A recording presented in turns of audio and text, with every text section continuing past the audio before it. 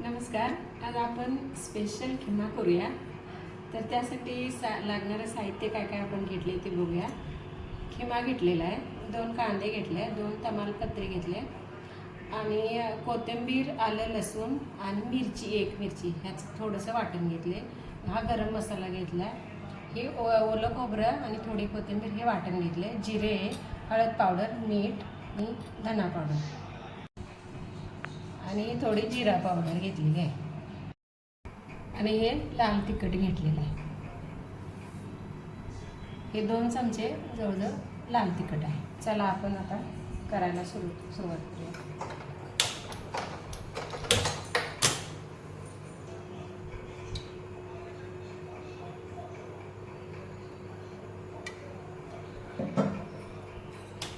हे 4 चमचे तेल घालून घेतलेलं आहे.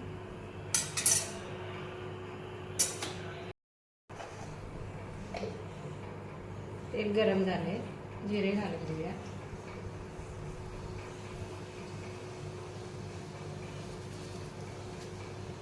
दोन तमालपत्री घालून देऊया.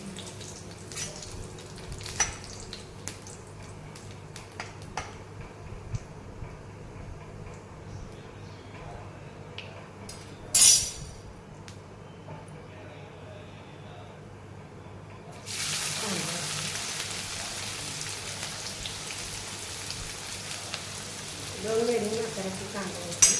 कांदा एकदम बारीक घालायचा, म्हणजे त्या किल्ल्यात करून मिक्स करायचं. बारीक चिरून घालायचं. चांगलं भाजून घेऊया आपण कांद्याला.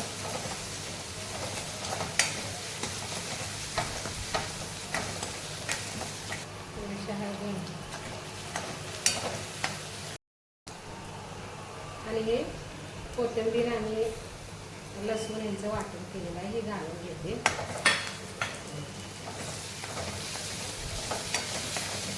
चांगलं परतून घ्यायचं याला. त्याच्यावर आपण मीठ टाकून घेतले. खिम्यावर खिमा घालून घेऊया.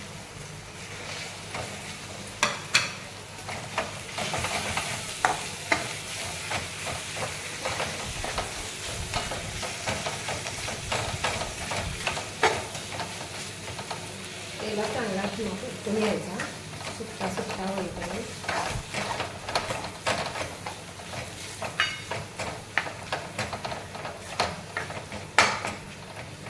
किंवा मुलांना खायला वगैरे खूप आवडतो, म्हणून अशा पद्धतीने खिमा करून द्या मुलांना. आता याच्या मसाले घालून. गरम मसाला,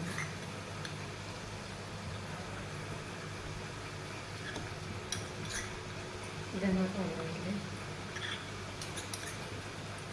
जिरा पावडर घातली, तिखट घालते, 2 चमचे तिखट घालते. छान मिक्स करूया.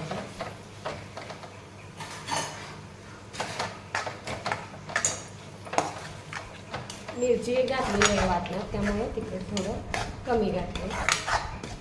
मिरचीनं टेस्ट खूप चांगली येते, म्हणून थोडी मिरची वापरलेली आहे. असा आता सुक्का झाला आहे आपला किंवा चांगला तेलात असा हा छान परतून घेतला.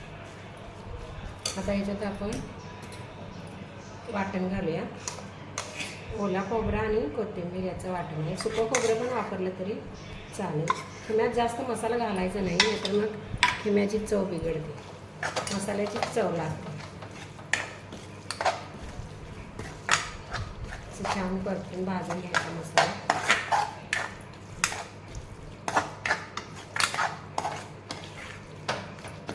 तुमच्या आवडीनुसार तिखट मीठ झालं. तिखट कमी जास्त केलं तरी चालेल. जरा झाकण घेऊन वाफ काढूया याला.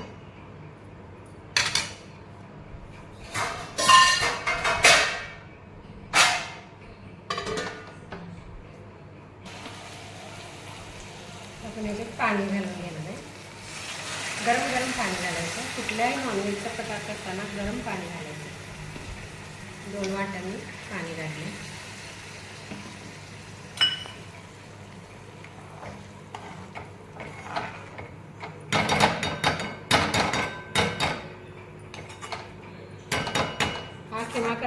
लहान मुलांना खायला करत असेल तर थोडं मिरची घालून केला तरी पास होतो, जास्त तिखट करायचा नाही मग.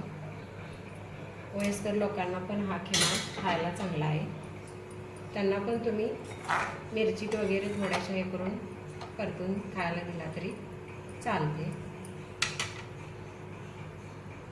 आता आपण झाकण ठेवून याला शिजवूया.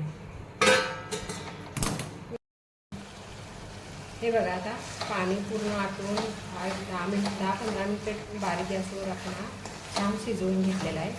आता हा आपला खिमा तयार झालेला आहे. आपण आता हा काढून घेऊया सर्विंगसाठी.